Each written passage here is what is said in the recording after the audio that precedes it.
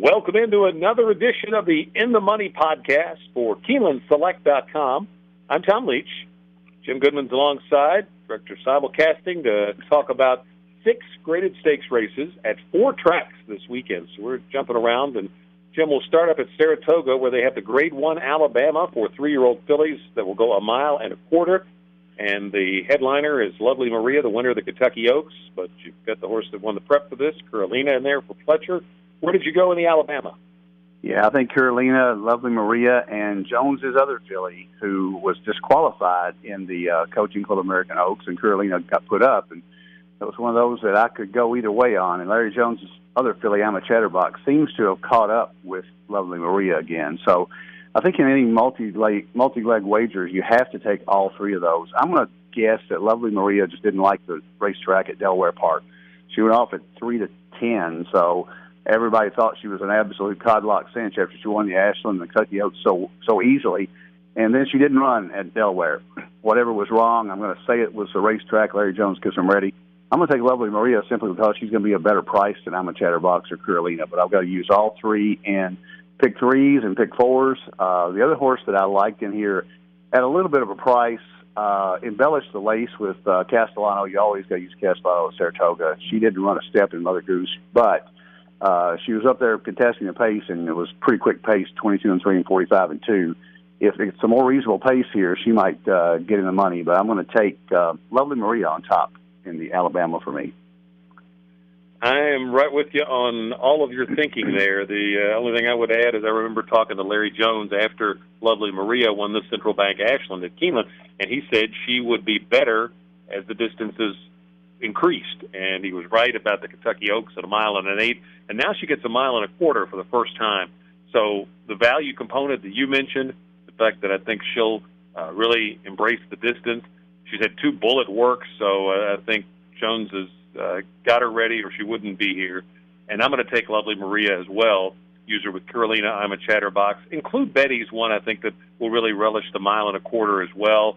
Will be coming late, and I'll throw her in there as well. But everything's going to key for me off Lovely Maria, and she's my pick to win the Alabama. We'll go to Arlington Park next. The Arlington Washington Futurity, Grade 3. This is for 2-year-olds, and they're stretching out to 7 furlongs here. I took Cocked and Loaded. Thought this one had a class edge. Won his debut race at Keeneland and went up and won a stake at Belmont. And horses had good works for Larry Ravelli over the synthetic. Ravelli does well with these 2-year-olds. So I just think Cocked and Loaded has a big class edge on this group. I think D. Shiflet for Stidham's an interesting horse at a price.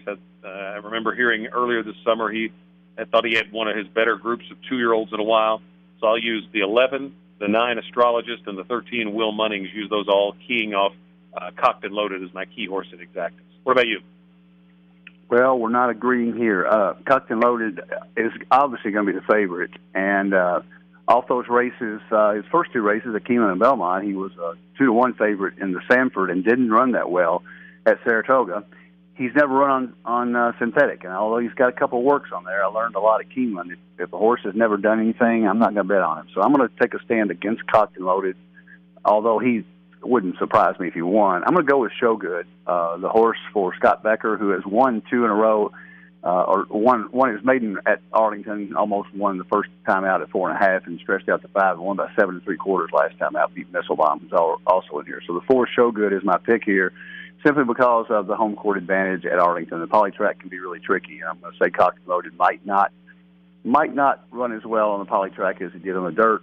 I'll take him below. I'll also use Richie the Bull, the 7 horse, who's Ravelli's other horse in here. Might get overlooked a little bit, and he won his first time out at Arlington. So I'm going to take Richie the Bull and Cocked and Loaded underneath Showgood the 4 with all in the 3rd spot. Move to Monmouth Park, the Grade 3 Monmouth Oaks, where 3-year-old fillies going 1 mile and a 16th. Who'd you land on here? Well, I landed on somebody else, and then I saw that Chad Brown had 2 in here. So you can't overlook the Chad Brown, Delightful Joy, the 4, Lady Serena, the 5. Hard to separate those 2, and he's always good in these type races. You cannot throw him out anywhere on a turf course. This is, of course, on the dirt. So maybe he won't be as good as he is. But I'm going to use those two. But my pick in here is Asking for Money, the 6, who takes a huge class drop, and I think she just may have been over her head a little bit at Kentucky Oaks and Mother Goose. If you go back to the Gulfstream Park Oaks and Devona Dale, she really competed well at this level, and I think the class drop will do her good. And Asking for Money is my pick. The 6 horse here, I would use Chad Brown's fillies below her, and also use a horse called Love Come to Town, the 10 horse. I think that the price might entice me there. The horse is 3 for 3 the last 3 races. 2 of them at Monmouth, 1 by 7 and 1 by 9.5. Even though the competition is suspect, takes a big jump up in class, but I think she's got a shot at 15-1. Asking for Money, though, is the 6 is my pick on top. I'm going to take one of the Chad Brown's Delightful Joy, coming out of a one other than allowance race, but this horse ran an 85 buyer first time out down at Gulfstream, and off that effort was the favorite in a graded stake at Keeneland. Didn't run well there. Subsequent start also was subpar, and she got a brief freshening. She came back on July 16th and ran a number in a race that looked like that debut effort. So whatever happened, perhaps there in the spring when she came north, they've got it fixed, it looks like, and maybe she's ready to blossom into the kind of filly she was expected to be. The runner-up from that July race came back to win, so it was not a bad field that she beat. And I think she can jump up and win this. On Haskell Day, Chad Brown won a turf race with a horse in a similar spot coming out of an entry-level allowance race and jumped up and won a Grade 3 stake. So I'm going to take Delightful Joy to do that, and I'm going to use her. I'm going to toss Asking for Money. I probably regret it, but I'm going to use Delightful Joy with Light the City, the 8, the 9, Money's on Charlotte, and the 1, Tiger Ride. Del Mar has 3 graded stakes, headlined by the Grade 1 Pacific Classic. Jim will first start in the Grade 2 Pat O'Brien. It's early on the card, their 4th race, and you got a small field, but I thought several different ways I could go in here. Where did you land? I couldn't separate Appealing Tale, the 2, and Wild Dude, the 3. Appealing Tale, when I first looked at it, I thought maybe a standout from a buyer standpoint with 3 straight triple-digit buyers, but Wild Dude jumped up to 106 in the Grade 1 Bing Crosby. I don't like horses normally that do that. I don't like a jump from 95 to 106. I think that they'll be hard-pressed to repeat that effort. But he may do that. If he runs that race back, he wins. Kobe's back. The 5 horse has a lot of back class, but Appealing Tale would be my pick very narrowly over Wild Dude. So I would take 2-3 with 2-3 with 5 with all in the superfecta and flip the all in the 5. I started to take either Wild Dude or Kobe's back, and then I took another look at Turnover, and I'm going to take a shot there. On buyers, this horse looks inferior, but this horse came off a layoff and ran a 96 for Bob Baffert, and then the next race had some trouble. And then off that, Baffert puts this horse in a high-class race like this, a Grade 2 stake, and going to have speed from the inside.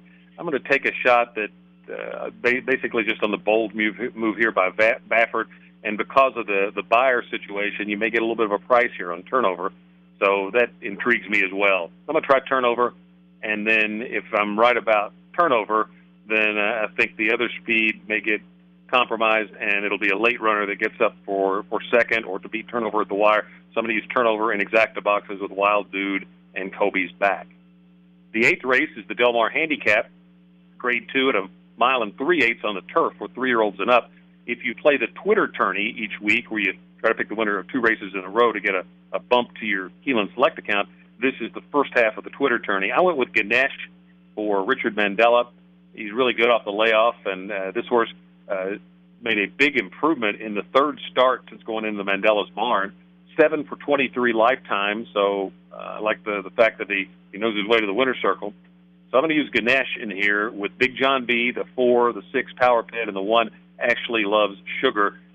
Finnegan's Wake, I ended up tossing, thinking maybe that he's on his way down in his form cycle right now. How about you? I agree with you on Finnegan's Wake. He was the last horse I listed, and I like the guys with Donegal Racing. Jerry Crawford is a great guy, but I think Finnegan's Wake may be a little bit over the top.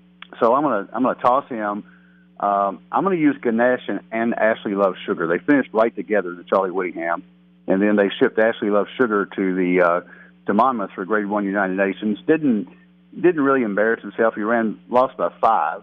This is a much easier spot, and he's back on the West Coast. So Ashley Love Sugar and Ganesh, I would flip a coin between those two, so I'd use both of them on top.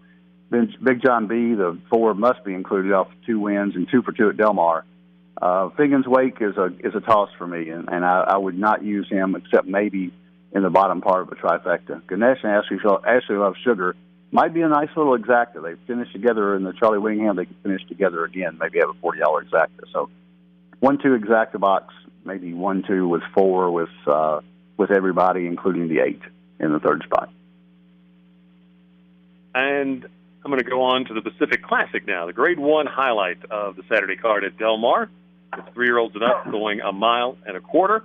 And you got Beholder challenging the boys in here. Jim, what do you think about Beholder? Well, she obviously doesn't have any competition with the female, so it's a logical spot. It kind of cements her spot in history if she could win the Pacific Classic as a female, and she's caught a fairly easy field in here, I think. I mean, Bayern is not the horse he was a year ago, obviously. He did run better than the San Diego at Del Mar, but Catch a Flight beat him, Appealing Tail beat him, so I don't know that he's anywhere close to where he was. But having said that, if he gets away to an easy lead and nobody runs with him, he could be tough to handle. Hard Aces has got a shot. Opportunity's got a shot. The horse that I like, I'm going to use Beholder, but I'm also going to use Red Vine, Christophe Clement's horse, that ships from the East Coast after 2 really good races at Monmouth, including a nice second to Bradester last time out in the Salvatore Mile. And Bradester was just very impressive that day. Nobody was going to beat him. Red Vine ran well and has paired up buyers in 106, 105 range, which Beholder hasn't done. Beholder is, sometimes the fillies don't get the benefit of the doubt on a buyer scale, and she hasn't had to run that hard, so I think she can run that well. She got 105 and 106 and 13 in the Zenyatta and the BC Distaff. She hasn't gotten back to that level, but she hadn't had to. So I'm going to take Beholder and Red Vine on top in an exacta box and probably key those 2 in a trifecta. I'm going to pull for the filly. I like Beholder, the mare, rather. She's 5 now. So I like her on top, but I don't think this is a walkover. I think the other horses certainly have a shot in here. This is a big deal, and the Pacific Classic would be a nice feather in her cap. It's a natural spot to try here because, like I said, she just ran out of competition out there against her own gender. So why not take a shot here? You really have nothing to lose. I'm not sure if she's as good as she was earlier in her career. If she is, she certainly has a big shot to win this. I'm going to go against her here. Got to use her in multi-race wagers, certainly. But I'm going to try her stablemate, Catch a Flight. I think with Bayern and a couple others, there's a decent amount of speed in here, so Catch a Flight figures to sit just a little ways off that, but not too far back, so should get a perfect trip. 10 out of 17 in terms of wins versus starts. I really like that.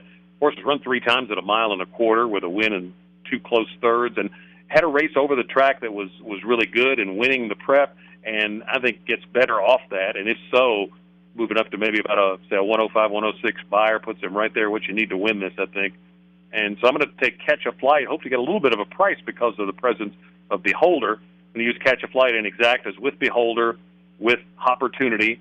And I'll use one with Bayern, too, if he gets out on the lead and they don't go with him, he gets really brave when things go his own way. So I'll have to use him because you'll get some value on him if he's anywhere close to his best effort. But I'm not thinking that he is. So Catch a Flight is the pick for me in the Pacific Classic. Make sure you keep Keeneland Select accounts funded this time of year. A lot of great racing at Saratoga, Del Mar, and elsewhere. Kentucky Downs coming up next month, and then Keeneland in October. For Jim Goodman, I'm Tom Leach, and this is the In the Money Podcast for KeenelandSelect.com.